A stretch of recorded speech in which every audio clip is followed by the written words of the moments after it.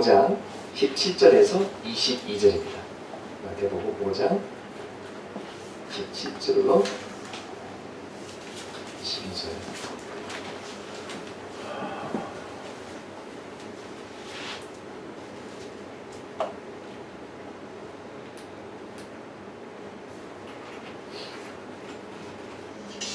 한번 교독하시겠습니다. 제가 먼저 마태복음 5장 17절 읽겠습니다. 내가 율법이나 예언자들의 말을 폐하러 온 줄로 생각하지 말아라. 폐하러 온 것이 아니라 완성하러 왔다. 내가 진정으로 너희에게 말한다. 천지가 없어지기 전엔 율법은 1.1획도 없어지지 않고 다 이루어질 것이다. 그러므로 누구든지 이 계명 가운데 아주 작은 것 하나라도 어기고 사람들을 그렇게 가르치는 사람은 하늘나라에서 아주 작은 사람으로 일컬어질 것이요, 또 누구든지 계명을 행하며 가르치는 사람은 하늘나라에서 큰 사람이라고 일컬어질 것이다. 내가 너희에게 말한다. 너희의 의가 꼭 합쳐진 자가 바리새파 사람들을 보이고자 하지 않으면 너희는 하늘나라에 들어가지 못할 것이다. 옛 사람들에게 말하기를 살인하지 말아라. 누구든지 살인하는 사람은 재판을 받아야 할 것이다 한 것을 너희는 들었다. 그러나 나는 너희에게 말한다. 자기 형제나 자매에게 손대는 사람은 누구나 심판을 받는다. 자기 형제나 자매에게 얼갈이라고 말하는 사람은 누구나 공의에 물려갈 것이요, 또 바보라고 말하는 사람은 지옥 불속에 던져질 것이다. 한 주간 동안 좀 저는 슬펐습니다. 여러분도 이 나라 사랑하시겠지만 이렇게 안 좋은 소식을 들으니까 뉴스를 봤을 때 물론 뉴스 보면은 안 좋은 소식들이 대부분이지만은 뭔가 좀 가끔 이렇게 좀 감동 스토리도 있고, 그래도 이 나라의 그 정신이 살아있구나, 그래도 이 나라에 소망이 있구나, 이런 뉴스도 가끔 와야 되는데, 특별히 부산 여중생 집단 폭력 사건이 저한테는 굉장히 충격적이고, 물론 학교 폭력, 집단 폭력 늘 있었습니다만은 또 이 사건이 이렇게 밝혀지면서 그동안 뉴스에 보도되지 않았던 사건들 여기저기서 이렇게 또 나오게 되고, 근데 이제 이 부산 사건을 이제 또 조명을 받으면서 거기에 대한 이제 기사들이 더 많이 나온 것을 또 좀 읽어봤는데, 이 14살짜리 이 피해자 여학생이 이제 뭐 맥도날드 같은 데서 먹고 쓰는데 이제 떼구리로 와가지고 이제 머리채를 붙잡고 이제 300m 정도를 이제 끌려가면서 폭력도 당하고 그러는데, 분명히 목격자들이 많이 있었다라는 거예요. 근데 시민들이 한 사람도 신고하지 않았다는 그런 슬픈 보도가 있고, 또 끌고 가서 두들겨 패고 또래 남학생을 불러서 우리가 보는 앞에서 성관계를 하면은 보내주겠다, 싫다 그러더니 또 그때 막 두들겨 패고, 근데 이 가해자들이 죄책감은커녕 뭐 SNS 스타가 된다고 하고 유명해진다고 좋아하고 뭐 피냄새 좋다고 그러면서 또 두들겨 패고, 사과하는 마음은 전혀 없는 것이 더 충격적이었고요.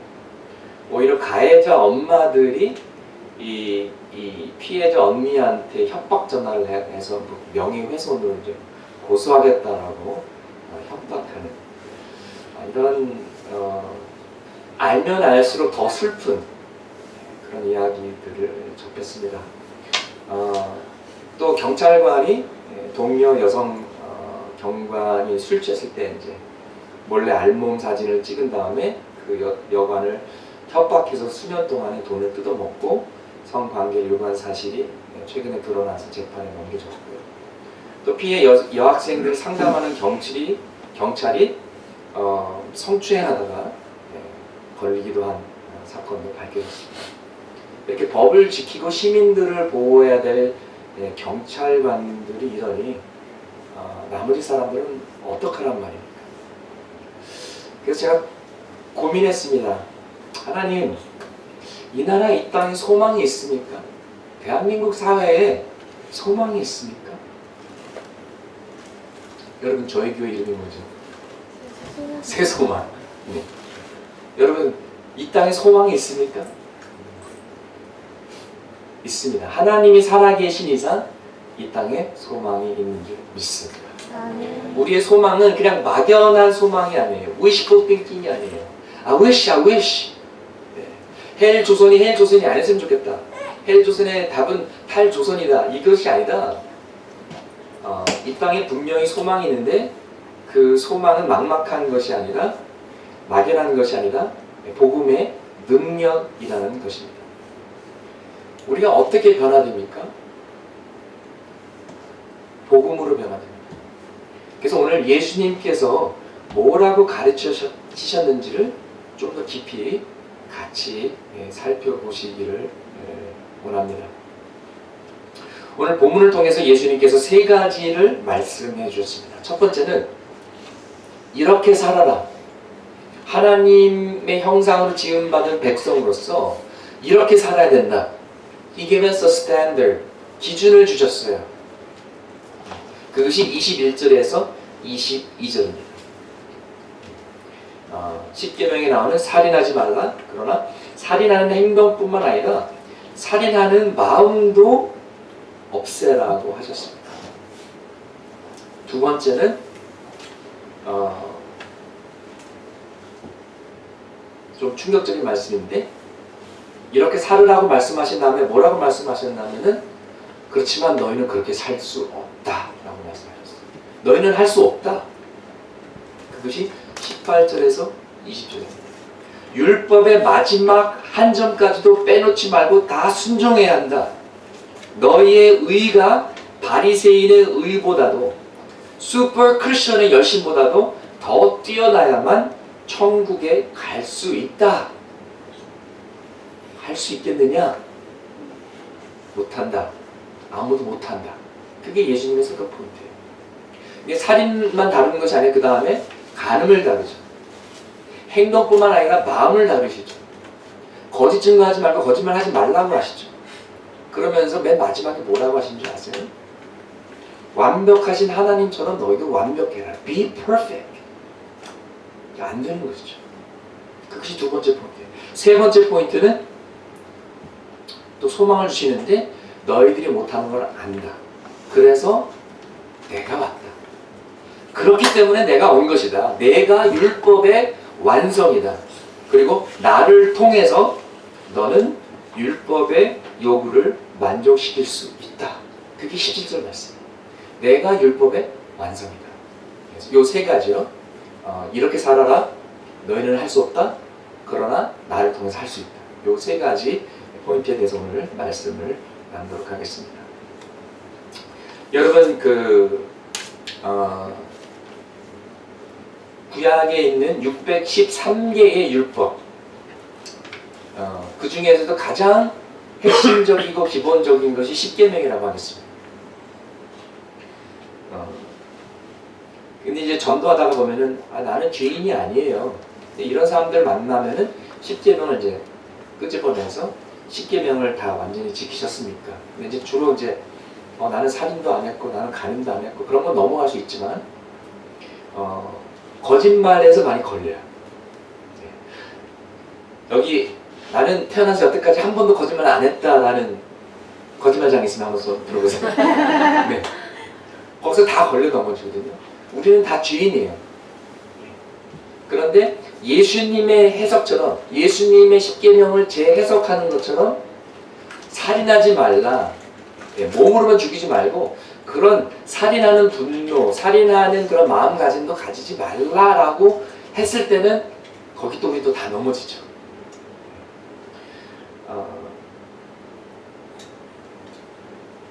그러니까 예수님께서 처음에 살인하지 말라 이런 말씀하셨을 때 거기 듣던 사람들이 100% 우리 얘기가 아니구나. 여기 그 모인 사람들 중에서는 아마 살인자는 없었을 거예요. 그렇지만 마음으로 살인한 사람들은 많았을 것입니다. 여러분 율법은요 사람이 만든 규칙이 아니에요. 하나님의 법이고 하나님의 뜻이 담겨져 있어요. 하나님의 성품과 하나님의 형상이 율법 안에 담겨져 있는 거예요. 그래서 우리가 율법을 지킨다는 것은 우리가 어떤 우리의 고정관념 속에 율법은 정말 지루하고 지겹고 짜증나고 지킬 수도 없고 지키기 힘들고 이렇게 생각하시면 잘못된 생각이고요. 율법은 하나님의 의예요.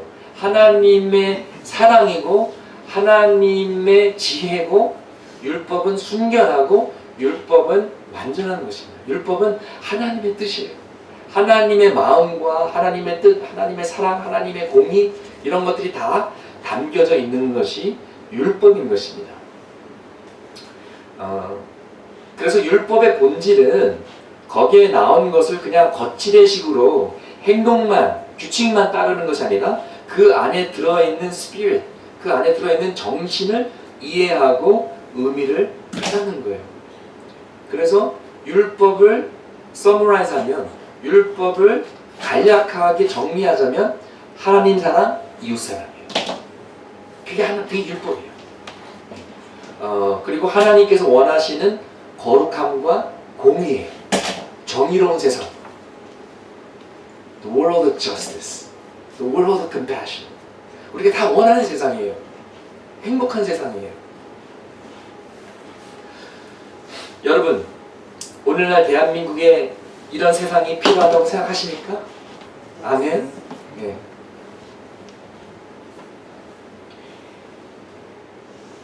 저는 이제 미국에서 오래 살아서 이제 미국 상황을 조금 아는데요. 1950년대, 60년대만 해도 미국 교실마다 십계명을 걸어놓을 수 있었어요. 옳고 바른 것을 이야기할 수가 있었어요. 교실을 시작하면서, 수업을 시작하면서 기도할 수도 있었어요. 성경에 대해서 마음껏 얘기할 수가 있었어요. 그러다가 십계명이 내려오고 선생님이 성경책을 가지고 학교에 가면 안 되고, 최근에 초등학교 아이가 미국 초등학교에서 쉬는 시간에 그냥 자기 혼자서 성경책을 읽었는데 그것이 불법이라고 그래가지고 그 아이 집에 경찰 아저씨가 찾아왔어요. 이런 세상이 된 것이죠. 저도 지난번에 미국 다녀왔더니 남녀 구분된 화장실이 점점 없어져 가더라고요. 다 유니섹스로 가고, 지난번에 학교에서 교회를 세우는 초딩 아이들 우리 동영상을 봤는데 정말 그런 것들이 필요합니다. 기독교 신앙이 이제는 학교로 들어가야 되고 직장으로 들어가야 되고 더 어두우면 어두울수록 빛을 발해야 할 것입니다. 여러분, 살인이요. 살인은 모든 죄처럼 생각에서 시작되고요. 악한 마음에서 시작을 합니다. 살인이 행동이 되기 전에 그 씨앗은 분노의 마음입니다. 오늘 말씀은 뭐라 그랬죠? 얼간이 바보라고 말하는, 그 원어는 아람어로 락가라는 뜻이거든요. 근데 이게 사실 바보라는 뜻보다는 nobody, you're nothing 이런 뜻이 강해요. 너는 아무것도 아니야. 한국말에도 아무짝에도 쓸데없는 사람 이런 표현 있죠. 쓸모없는 사람, 쓰레기, 무용지물 이런 뜻이 담겨져 있다는 것입니다. 이런 마음과 생각은 태도로 나오게 되죠. 니까짓 게 뭔데? 네가 뭔데? 네가 감히 나를 이러면서 딴 사람을 무시하고 내려다보고 깔보는, 대한민국에서 이런 태도는 찾기가 쉽습니다. 여러분 혹시 경차 운전해 보신 적 있어요? 경차를 운전한 한 형제로부터 간증을 들었는데요. 피곤하대요. 모닝을 타고 가니까 옆에서 차가 안 비켜준대요. 아니 모닝 주제에 어딜 돈을 막 밀어붙이고요. 깔보는 거죠. 미국에서 오신 분이 이제 미국 스타일로 그냥 편하게, 그러니까 그 LA에서 온 분들 한국에서 이제 옷 같은 거 신경 안 쓰니까, 또 미국은 별로 그런 거 신경 안 쓰거든요. 그러니까 LA에서 온 조선족이라고 이렇게 별명을 붙일 정도로 굉장히 잘 부유한 그런 권사님이세요. 근데 뭐 신경 안 쓰고 그냥 백화점에 갔더니 처음에는 도와주지도 않더래요. 거들떠보지도 않더래요. 왜 그지가 왔나 그러고. 근데 옷은 그냥 편하게 입었지만은 그래도 가방은 팬디 들고 나왔거든요. 딱 보더니 와가지고 어떻게 도와드릴까요? 갑자기 또 태도가 달라지더래요. 이런 사회에 우리가 살고 있는 것이죠. 옷을 잘 입지 않거나 돈이 없으면 무시당하는 사회. 장애인이면 무시당하고, 외국인이면 무시당하고, 껌팔이면 무시당하고, 짜장면집 배달원이면, 식당 종업원이면 바라보는 시선이 절대로 곱지가 않습니다. 근데 예수님은 이런 것들이 바로 살인이다 라고 말씀하십니다. 이것이 살인이다. 마음으로 사람을 죽이는 것이다. 예수님도 화내셨어요. 그리고 바리새인들도 많이 야단치셨고요. 비유를 드시는데 오늘 밤에 죽는데 내 창고에는 곡식이 많이 쌓여있으니까 내 영혼아 즐기고 즐겨라. 그런 부자에 대해서 바보라고 그러셨어요. 그러나 그것은 거룩한 분노입니다. 사랑이 담긴 분노입니다. 예수님은 진리를 사랑하셨고 영혼들을 사랑하셨어요. 우리가 지옥 가는 걸 원치 않으셨어요. 그래서 때로는 야단도 치셨어요. 우리를 사랑하셨기 때문에 지옥에 대해서 가장 많이 경고하신 분이 예수님이세요.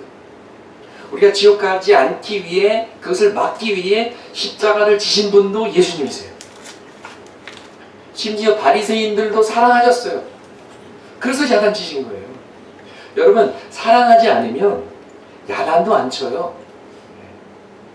자녀들이요, 잘 믿기지 않겠지만 사랑하지 않으면 야단도 안 쳐요. 제가 한번 뉴저지에 살 때 교인 중에 한 명이 이제 그 조기 유학생 7학년, 8학년 이제 맡아가지고 케어를 하다가 그분들이 갑자기 어디로 멀리 이사가게 됐어요. 근데 이제 이 학생이 학교를 다녀야 되니까 학교에서 너무 머니까 저한테 그냥 떨치고 가셨어요. 전혀 계획이 없었는데 뭐 어쩔 수 없이 그냥 목양 차원에서 케어 차원에서 이 학생을 한 1년 정도 돌보게 되었습니다. 그래서 학교 라이드도 주고 그랬는데요. 이 학생이 공부를 안 하는 거예요. 그래서 공부하라고 계속 그랬거든요. 근데 걔도 귀찮아하고 나도 귀찮고 그래서 제가 지쳤어요. 지쳐가지고 좋게 얘기하다가 그냥 좀 푸념처럼 그냥 제가 말을 툭 뱉었거든요. 아휴, 그래, 네가 알아서 해라. 네 인생이지 내 인생이냐? 그러고 탁 들어갔는데 그 말이 얘한테는 충격이 된 거예요. 네 인생이지 내 인생이냐? 맞아, 내 인생인데 내가 열심히 해야 내가 성공. 맞아. 얘가 거기에 쇼크를 받아가지고 그때부터 열심히 공부를 했다는 것이죠. 여러분, 하나님의 맴매는 하나님의 사랑입니다. 아멘. 그래서 말씀을 읽을 때 찔리면 하나님의 사랑이에요. 여러분, 설교 말씀을 들을 때 1년을 다녔는데 찔리는 말씀이 하나도 없다. 언제나 평화, 복을 받을지어다. 그럼 교회 바꾸셔야 돼요. 왜냐하면 하나님의 말씀은 위로도 있지만 사랑도 있지만 우리를 야단치시고 우리를 바로 세우시고 우리를 훈계하시는 그런 말씀이기 때문에 교회도 그렇고 성경 공부도 그렇고 설교 말씀에도 이런 것들이 있어야 되는 것입니다. 예수님은 한 번도 어느 누구도 사람을 깔보거나 얕보지 않으셨어요. 대통령을 만난 만나건 거지를 만나건 똑같이 대해줬습니다. 상대가 어린아이든 할아버지든 문둥병 환자든 건강한 사람이든 나라를 팔아먹고 부자가 된 내국노 같은 세리든 아니면은 젤라트 독립운동하는 애국자든 창녀든 고귀한 여인이든 귀신 들린 사람이든 성령 충만한 사람이든 똑같이 존경과 사랑으로 대하셨던 것입니다. 심지어 자신에게 침을 뱉고 몽둥이로 때리고 가시면류관을 씌우고 십자가에 못으로 못 박는 그 사람들을 위해서 하나님께 기도했지 않습니까? 하나님 저들을 용서하소서. 그들이 자기가 하는 일들을 알지 못하나이다.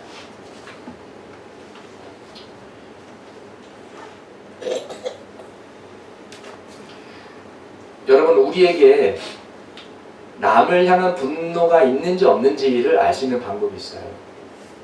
여러분에게 열받게 하는 사람, 여러분이 싫어하는 사람이 만약에 사고를 당하거나 그 사람에게 나쁜 일이 생겼을 때 속으로 하하하 고소하다, 나를 괴롭히더니 싸다 싸, 이런 마음이 있으면 여러분의 마음 속에 살인이 있는 거예요. 다른 사람이 고통받는 것을 기뻐하는 것은 악한 마음이고 살인의 마음이에요. 거룩하신 하나님조차 악인의 멸망을 기뻐하지 않으신다고 하셨어요. 정의와 심판은 반드시 이루어져야 하지만 하나님의 마음은 찢어지는 거예요. 여러분, 마지막 날에, 심판날에 악인들이 지옥에 갈 때 하나님께서 막 으하하 웃으실 것 같으세요? 아니요. 저는 하나님이 우실이라고 봐요. 내가 너에게 그렇게 많이 기회를 주고, 내가 너에게 선교사를 보내고 선지자를 보내고, 내가 너를 그렇게 끌어안으려고, 내가 불 속이라도 들어가서 너를 구원하려고 했는데 왜 나를 거절했느냐? 아버지의 마음은 찢어지실 것이라고 생각합니다. 근데 여러분, 혹시라도 이런 살인의 마음이 있다면 이 살인의 마음이 가장 잔인하게 표현되는 것이 뭔지 아세요? 무관심이에요. 사랑의 반대는 미움이 아니에요. 무관심이에요. apathy, indifference. 남을 무시하는 거예요. 인사도 받지 않고 말도 섞지 않는 거예요. 그 사람의 존재감을 인정해주지 않고 존경해주지 않는 것입니다. 여러분, 이런 관점으로 봤을 때 대한민국은요, 대한민국 사람들은 너무나 많은 살인을 마음속에서 저지르고 있어요. 저도 느껴요. 지하철 타면은요, 다문화 가정들이나 뭐 모슬림들이나 뭐 아프리카 흑인들이나 있으면 다 외면해요. 지하철 딱 탔거든요. 자기가 꽉 찼어요. 근데 흑인 한 사람이 앉아 있어요. 앉아 있는데 그 옆에 아무도 안 앉아. 아무도 안 앉아.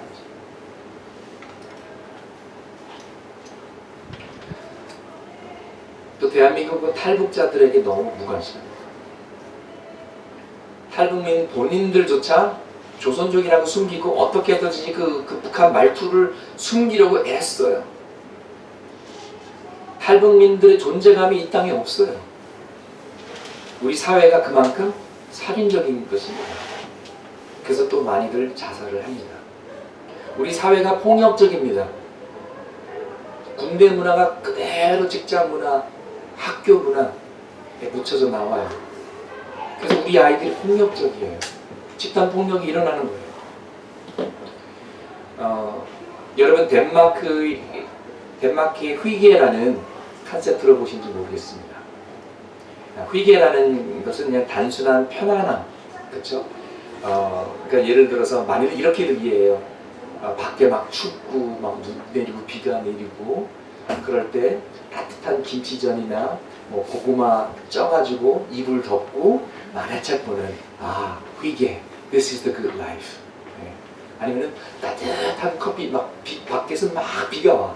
그렇지만 안에는 따뜻하고 따뜻한 커피 한 잔을 마시면서 사랑하는 이와 이런 것이 회개. 우리가 이렇게 회개를 생각하는데 회개가 단순한 편안함이 아니라 다른 사람들과 내가 어떤 공동체를 만들고 내가 인생을 어떻게 살아갈까라는 고민에서 나온 어떤 인생 철학이에요. 저는 여기에 대한 설명을 읽으면서 여기서 성경에서 말하는 우리가 갈망하는 그런 공동체, 코노니아 그 모습을 발견했습니다. 한번 들어보세요.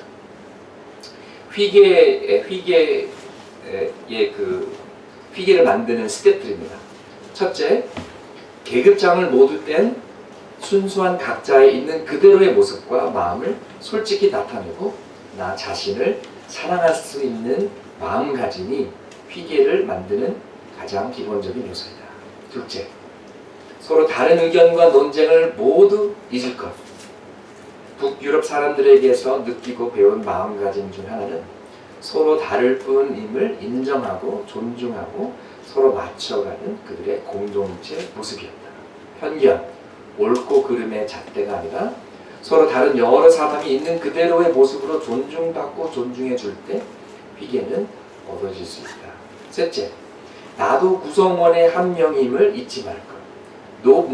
높낮이와 다른 조건, 상황에 놓인 모습과 생각과 처지가 아니라 개개인은 지금의 모임을 구성하고 만들어가는 평등한 멤버의 한 사람이라는 것을 생각한다면 누구 하나만을 위한 또는 어떤 사람은 느끼지 못하는 행복과 즐거움은 결코 형성될 수 없다. 넷째, 회개의 순간은 바깥 세상으로 나를 감싸주는 안식처이다. 경쟁, 관계, 임무 등 여러 가지로 나 자신을 막아버렸던 일상의 굴레를 벗어나 순수한 마음의 행복을 찾아주는 안락한 분위기가 회개이다. 여러분 원치 않으세요? 성경에서는 이거를 샬롬이라고 부릅니다. 여러분 교회가 이런 샬롬의 안식처가 되어야 하지 않을까요? 이런 공동체가 되어야 되지 않을까요? 어느 분을 통해서 자기 지인 중에 탈북자 자매가 있는데 최근에 자살 시도를 했다 그래서 제가 그 자매를 만난다면 뭐라고 말해줄 수 있을까? 죽으면 안 돼. 왜? 질문했을 때 내가 왜를 어떻게 답해줄 수 있을까? 그러면서 제 자신이 얻은 답은 첫 번째, 당신은 하나님의 형상으로 지어진 소중한 존재이기 때문에 죽으면 안 된다. 둘째, 당신은 예수님께서 보혈로 산 하나님의 자녀이기 때문에 소중한 사람이기 때문에 죽으면 안 된다. 셋째, 이제 당신은 예수님의 소유, 하나님의 딸이기 때문에 당신의 삶은 당신의 것이 아니다. 이제 예수님이 속았기 때문에 이렇게 마음대로 이렇게 막 죽고 그러면 안 된다. 넷째, 당신에게는 하나님이 주신 사명과 아직 해야 할 일이 남아있다. 그리고 아마 다섯째는 I love you. 내가 너를 사랑한다가 되겠죠. 예수님은 십계명을 재해석하시면서 하나님은 우리의 중심을 보신다. 우리의 마음을 보신다. 거칠애나 껍데기 행동만 보시는 것이 아니라 우리의 영혼을 바라보신다고 가르치셨습니다. 우리가 설사 살인하지 않았더라도 나의 마음속 깊이 분노가 있고 누구를 용서하지 못하고 누구를 증오하고 미워한다면 그것은 살인이다. 한일전 축구 게임에 다른 게임보다도 더 막 죽여라 이렇게 막 오버한다면 그것도 옳지 않은 거예요. 흑인들은 다 식인종이라고 생각하고 중국 사람이라고 막 무시하고 이것은 하나님의 백성들이 사는 방법이 아니라는 것입니다. 누구를 만나든지 그 사람은 하나님의 형상으로 지어진 소중한 존재고 천하보다 귀한 영혼이고 십자가의 피로 산 값진 사람입니다. 그래서 교회에서는 장교와 쫄병이 같이 밥 먹을 수 있는 거예요. 사장과 청소부 아저씨가 같이 사역할 수 있는 거예요. 이것이 교회예요. 이것이 진정한 공동체의 모습인 것입니다. 예수님께서 첫 번째 이렇게 살아라 이렇게 말씀하셨고, 두 번째 너희는 못한다 라고 말씀하셨어요. 그것이 18절에서 20절 말씀인데요. 바리새인의 의를 뛰어넘어야 된다. 바리새인은요, 오늘날의 광신자예요. 오늘날의 슈퍼 크리스천이에요. 이 사람들은요, 다른 거 다 제쳐놓고 평생 성경만 공부하는 사람들이에요. 달달 외우는 사람이에요. 그리고 성경만 실천하는 사람들이에요.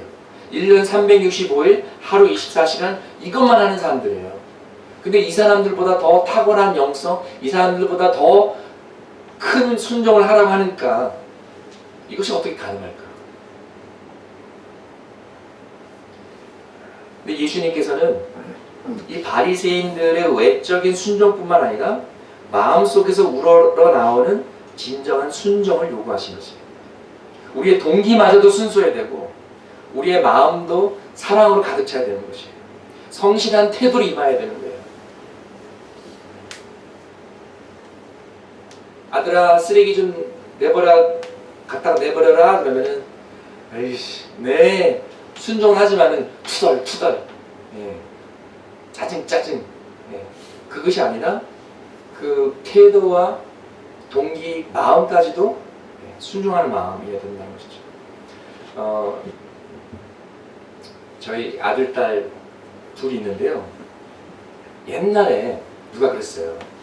아기가 태어나면 너무 사랑스러워가지고, 예, 기저귀를 열어도 아무 냄새가 나지 않는데요. 예, 꽃 냄새 같대요. 꽃향기 같대요. 전 또 그걸 믿었죠. 예, 근데 그렇지 않더라고요. 예, 냄새가 너무 리얼하더라고요. 예, 다 거짓말이었어요. 여러분, 사랑해도, 아기를 사랑해도, 예, 힘든 건 힘든 거예요. 부부가 서로 사랑해도, 예, 힘든 때가 있어요. 예, 식구끼리 우리 사랑하지만 식구들끼리 항상, 예, 다 좋은 건 아니거든요. 살인하지 말라? 그쵸, 식구들끼리 때로는 야, 죽이자는 것만 해도 다행이다 생각이 들 때가 있는데, 그렇죠? 누가 그러더라고요. 애기들이 귀여운 게 참 다행이라고. 안 그랬으면 벌써 죽였을 거라고. 맨날 울고 싸고 그냥 하는 것도 없고 그냥. 네? 너무 귀여우니까 그런 마음이 든다라고 막 냐냐 그러면은 오. 네. 어떻게 마음까지 100% 사랑합니까? 불가능하다는 거죠. 죄인인 인간은 이렇게 100% 사랑할 수가 없어요. 우리는 못한다. 그게 두 번째 포인트. 세 번째 포인트는 그러나, 이게 중요한 것이에요. 그러나 소망이 있습니다. 예수님이 불가능을 가능케 하십니다. 예수님의 사랑을 받아서 우리가 사랑할 수 있습니다. 예수님의 의롭다 하심을 받아서 우리가 의로워지고 하나님의 거룩하심을 따라갈 수 있는 것이에요. 예수님을 통해서 가능한 것입니다. 우리의 죄성이 죽고 새롭게 거듭나면서 변화가 생깁니다. 우리의 마음이 예수님의 보혈로 정결하게 씻기게 돼요. 강팍했던 마음이 설설 열리게 되고요. 상했던 마음이 치유받고요. 말랐던 눈물샘이 터지고요. 성령의 감화 감동의 역사가 시작됩니다. 그러면서 어느 순간부터 눈물이 자주 나고요. 감동을 느끼고요. 마음이 아프기 시작하고 내 안에서 긍휼이 생기게 되고 남을 돕고 싶은 마음이 생겨요. 헌금이 진짜 막 아깝던 막 손이 벌벌벌 떨렸던 내가 어느 날 선교 헌금하고 싶은 거예요. 감사하는 마음이 생겨요. 경직됐고 굳었던 얼굴이 부드러워지고, 예, 웃음도 잦아지고 말도 상냥해지고 삶의 변화가 생깁니다. 내가 정직하게 살게 되고 거짓과 위선을 싫어하게 되고 양심이 찌르기 시작하는 것이죠. 사회 정의와 사회에서 소외된 사람들에게 관심이 생깁니다. 뭔가 나도 돕고 싶은 마음이 생깁니다. 예수 그리스도의 사랑으로 더 살기 좋은 세상, 더 의로운 세상을 만들고 싶어집니다. 이것이 하나님의 나라에 속한 하나님의 백성이 되어가는 과정입니다. 아멘. 예수 믿으면 이렇게 됩니다. 이렇게 되는 것이 맞아요. 그런데 많은 경우 교회의 문제는 새 생명은 있는데 영적인 아기로 태어났는데 영적인 성숙이 없는 것이죠. 교회 생활 5년, 10년, 20년, 30년 했는데도 아직도 영적인 아기예요. 아직도 기저귀 타고 다니고 아직도 싸고 일반 저지르고 성숙이 없는 것이죠. 오늘날 우리의 문제는 이런 것입니다. 우리가 성화되어야 되는데 아직도 spiritual belief이에요. 예수님이 어떻게 율법의 완성이 되십니까? 율법은 하나님의 뜻이기 때문에 그냥 행동으로만 따르는 껍데기 순종이 되어서는 안 되고요. 온 마음과 정성과 생명과 뜻을 다해 온전히 순종해야만 됩니다. 그런데 인간은 이렇게 못합니다. 그리고 시도했지만 실패했습니다. 이것을 예수님께서 온전히 완전히 100% 순종하시고 율법을 지키시고 율법의 모든 요구사항을 완전히 만족시킴으로써 율법을 완성하셨습니다. 이것이 첫 번째 이해입니다. 예수님께서 이렇게 순종으로 율법을 완성시키셨고요. 두 번째 완성하신 것은요, 율법을 어기는 자에게 임하는 저주와 심판까지 예수님께서 친히 다 받으심으로 죄의 값을 치르셨습니다. 그래서 또 율법을 완성시키셨어요. 그분은 율법을 다 지키셨기 때문에 벌을 받을 필요가 없습니다. 그러나 우리가 지키지 못했기 때문에 우리 대신 벌을 받으셨습니다. 그래서 우리가 벌을 받지 않도록 우리 대신 십자가를 지신 것이죠. 우리 대신 지옥을 경험하시고 지옥에 갔다 오신 것이죠. 이 부분은 제가 참 조심스럽게 말씀드리는데요. 많은 사람들이 예수님께서 십자가에서 죽으셨다가 다시 살아나셨다, 이거는 다 받아들이는데 예수님께서 지옥에 갔다 오셨다를 신학적으로 받아들이지 못하는 사람들이 많아요. 그럼 예수님께서 죽으신 후에 어디를 가셨을까? 어디 무슨 웨이팅룸에서 좀 대기하시다가 대기실에서 계셨다가 나오셨나? 많이들 잘 모르겠는데요. 잘 모르지만 그래도 지옥은 아닌 것 같아요. 저도 그렇게 생각했어요. 여러분, 사도신경 그 원어를 보면은, 그리고 사도신경도 영어로 번역된 것은 이제 좀 올드 버전은 He descended into hell 이라고 돼 있어요. 지옥에 내려가셨다가 부활하셨다라고 이렇게 나왔습니다. 그러면서 이제 그것이 이제 여러 신학적인 어떤 그런 차이 때문에 그걸 바꿨죠. He descended to the dead. 죽은 자들한테 가셨다가 다시 사셨다. 죽은 자 가운데서 다시 살아나시며 우리가 이렇게 고백을 하죠. 여러분, 베드로전서 3장 18절에서 20절에 이런 기록이 있습니다. 그리스도께서도 죄를 사하시려고 단 한 번 죽으셨습니다. 곧 의인이 불의한 사람을 위하여 죽으신 것입니다. 그것은 그가 육으로는 죽임을 당하시고 영으로는 살리심을 받으셔서 여러분을 하나님 앞으로 인도하시려는 것입니다. 그는 영으로 옥에 있는 영들에게도 가셔서 선포하셨습니다. 그 영들이 어떤 영들이냐? 그 영들은 옛적에 노아가 방주를 지을 동안에 하나님께서 아직 참고 기다리실 때에 순종하지 않던 자들을 말하는 것입니다. 그 방주에 들어가 물에서 구원받은 사람은 겨우 8사람밖에 없었습니다. 나머지 사람들은 옥에 갔다라는 것이죠. 개역개정, 개역한글, 세번역 다 옥으로 나왔고 영어로는 prison으로 나왔어요. 감옥으로 나왔습니다. 그래서 예수님께서 십자가에서 죽으시고 예수님의 몸은 무덤에 묻히고 예수님의 영은 이 옥에 가셔서 그때 동안 노아의 방주 시절에 죽었던 영혼들에게 복음을 전하셨다라는 그런 말씀이죠. 여러분, 예수님께서 죽지 않으셨으면 누가 죽어야 돼요? 우리가 죽어야 돼요. 예수님께서 지옥 가지 않으셨으면 누가 지옥 가야 돼요? 우리가 지옥 가야 돼요. 그래서 예수님께서 십자가에서 하나님 아버지에게 버림을 받았던 것, 영원부터 영원까지 한 번도 떨어지지 않으셨고 아버지와 계속 지속적인 연합을 유지했던 분이 그런 세퍼레이션을 경험한 것이 그 자체가 지옥의 경험입니다.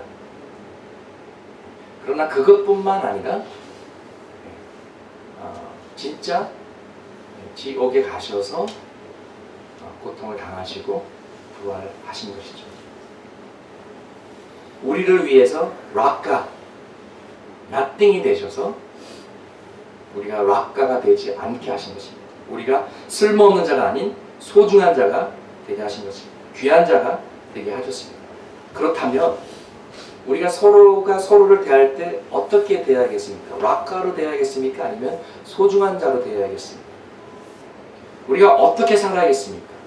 귀하게 살아야겠습니까? 다른 사람을 어떻게 대해야겠습니까? 귀하게 대해야겠습니다. 여중생 집단 폭력 사건 같은 일이 벌어지면 안 되는 것이죠. 성추행, 성폭행, 성매매 이런 것들이 없어져야 되는 것이죠. 갑질, 횡포, 비리, 사기, 거짓 이런 것을 없애고 의로운 세상을 만들어야만 되는 것입니다. 예수님께서 율법을 2번 완성시키셨습니다. 한 번은 본인이 스스로 완전히 순종함으로써, 두 번째는 우리들의 불순종의 값을 치르시면서 완성하셨습니다. 그래서 우리는 죄인이지만 예수님을 통해서 우리의 모든 죄가 깨끗이 용서받았습니다. 지옥까지 안 가도 됩니다. 할렐루야. 그러나 그것만으로서는 충분하지 않습니다. 바리새인의 의보다 더 큰 의가 있어야만 천국에 갈 수가 있는데, 그것은 예수님께서 친히 이루시고 우리에게 주시는 것입니다. 우리가 예수님을 믿고 예수님과 연합해서 우리의 죽음을 예수님께서 죽으시고 예수님의 생명을 우리에게 주신 것이죠. 우리의 죄를 예수님께서 받으시고 예수님의 의를 우리에게 주셔서 우리를 의롭게 하시는 것입니다. 그래서 우리는 예수님의 보혈로, 예수님의 공로로, 예수님의 의로 천국 가는 것입니다. 이것이 복음입니다. 아멘. 율법에는 하나님의 뜻, 하나님의 형상, 하나님의 성품이 담겨져 있습니다. 그래서 온전한 사랑, 온전한 정의, 온전한 청렴함, 온전한 평화, 이것이 이루어지는 것이 하나님의 나라가 이 땅에 임하는 것입니다. 우리가 늘 주기도문 기도할 때 나라와 권세와 영광이 앞서기 영원히 있다고, 먼저 하나님의 나라가 이 땅에 임하라고 우리가 기도하지 않습니까? 예수님께서 너희는 먼저 하나님의 나라를 쫓으라, 하나님의 의를 쫓으라. 하나님의 의를 쫓는 크리스천들이 대한민국에 깔려 있는데 왜 우리 사회는 의롭지 않습니까? 어쩌면 우리가 하나님의 의가 우리가 쫓는 넘버원 우선순위가 아니어서 그런지 모르겠습니다. 우리가 고민하면서 또 회개하면서 변해야 될 것입니다. 우리는 먼저 하나님의 나라, 하나님의 의, 하나님의 통치하심을 구해야 됩니다. 그러면 의로운 세상이 가능합니다. 의로운 대한민국이 가능합니다. 그러나 오직 예수 그리스도의 복음을 통해서만 가능합니다. 우리가 먼저 복음으로 거듭나고, 우리가 먼저 회개하고, 우리가 먼저 하나님의 나라와 의를 쫓을 때 내가 변화되고, 가정이 변화되고, 교회가 변화되고, 이웃이 변화되고, 사회가 변화되는 줄 믿습니다. 여러분, 왜 북한에서 크리스천들을 핍박하고 감옥에 넣는지 아세요? 몇 년 전에 한국에서 메르스 사건이 있었죠. 그런 전염병을 막는 가장 좋은 방법은 중세기 때 나왔던 term이 quarantine이라는 단어예요. isolation이죠. 그렇죠? 그 사람을 다른 사람하고 접촉하지 않도록 떼어놓는 것을 말합니다. 왜냐하면 인펙션이 전염이 되기 때문에. 왜 크리스천들이 세계 곳곳에서 핍박받는지 아세요? 왜 감옥에 넣는지 아세요? 안 그러면 전염이 되기 때문에. 사도바울 같은 사람은 감옥에 넣는데 감옥에다 넣었더니 그 감옥에 있는 사람들이 다 크실드 된 거예요. 그만큼의 파워가 있는 것이 복음입니다. 북한이 왜 그렇게 지독하게 지하교를 핍박하고 성경을 가지고만 있어도 죽이듯이 사형시키는지 아세요? Because they know the power of the gospel to transform. 공산당들은 알아요. 북한은 알아요. 복음에는 사람을 변화시킬 수 있는 능력이 있다라는 것을 알아요. 그래서 북한이 가장 두려워하는 것은 군인도 아니고 미군도 아니고요. 복음이에요. 복음의 능력을 북한도 알고 공산당도 알고 마귀도 아는데 모르는 사람들이 있어요. 바로 교회예요. 북한도 알고 공산당도 알고 마귀도 아는데 정작 우리는 몰라요. 복음의 능력을. 여러분, 복음의 능력을 믿으시고 복음의 능력을 체험하시기를 축원합니다. 내가 이 사람 어떻게 전도해? 내가 교회 오라고 그런다고 올까? 그러지 마시고 어차피 역사하시는 분은 하나님이세요. 그냥 복음 제시하세요. Let the gospel itself take care of itself. 그냥 하나님의 능력이 하나님이 일하시도록 그냥 여러분은 전하고 옆으로 비키면 돼요. 설교도 마찬가지입니다. 하나님 말씀 그냥 전하고 저는 그냥 옆으로 비키면 돼요. 그러면 하나님이 알아서 여러분에게 말씀하시고 여러분의 삶 가운데서 내면 속에서 역사하실 줄 믿습니다. 저는 지난주 힘들었습니다. 슬펐습니다. 한국 사회에 소망이 있을까? 그러면서 오늘 말씀을 통해서 답을 얻었습니다. 한국 사회에 소망이 있습니다. 그 소망은 예수 그리스도의 복음입니다. 복음의 능력입니다. 이것을 우리가 변화가 되고 또 우리의 주위가 변화가 되고 우리 사회가 변화될 수 있는 줄 믿습니다. 그래서 복음을 가르쳐야 돼요. 복음을 나눠야 돼요. 복음의 첫 번째 부분은 굿뉴스가 아니라 배뉴스예요. 율법이에요. 십계명이에요. 옳고 그름이에요. 주일학교, 초딩 이런 애들한테 가르쳐야 돼요. 성품 교육 시켜야 돼요. 프리이벤젤리즘 해야 돼요. 그리고 이 사회에 복음이 들어갈 수 있도록 우리가 노력하고 기도하고 할 수 있는 일들은 다 해야 될 것입니다. 우리 한번 같이 기도하시겠습니다.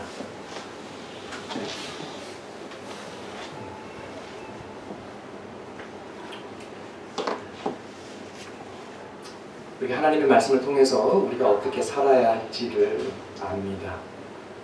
이것을 널리 알려야겠습니다. 직장에서, 학교에서, 사회에서 기독교 세계관과 가치관, 십계명, 옳고 그름, 도덕성, 윤리. 그러나 동시에 우리가 이것 우리의 힘으로 지킬 수 없다는 것도 인정하고 우리의 죄성, 우리의 죄인됨을 깨달아야 될 것입니다. 오직 하나님의 도우심만으로 우리가 변화될 수 있다는 것을 우리가 인정해야 됩니다. 우리가 진정한 회개를 통해서 예수님을 믿고 거듭날 때 드디어 진정한 변화가 가능합니다. 나부터 변화되고 가정, 교회, 공동체가 변화되면 우리가 이 나라, 이 민족을 살릴 수가 있습니다. 복음의 능력을 우리가 먼저 체험하기 원합니다. 이 능력이 이 땅을 살리는 회복과 부흥의 역사가 되기를 우리 이 시간에 같이 기도하시겠습니다. 기도합니다. 주여.